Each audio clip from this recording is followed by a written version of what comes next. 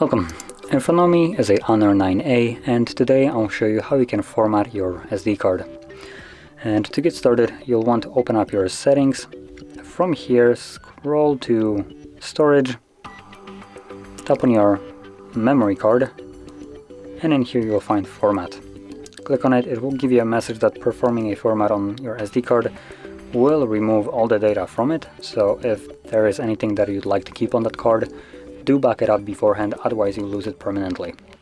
Now, assuming you have already done so, you just simply don't want to, click on Erase and Format. This will begin the process, which only takes a couple seconds, and once it's finished, which should be any moment, there we go, you can click on OK and close this off.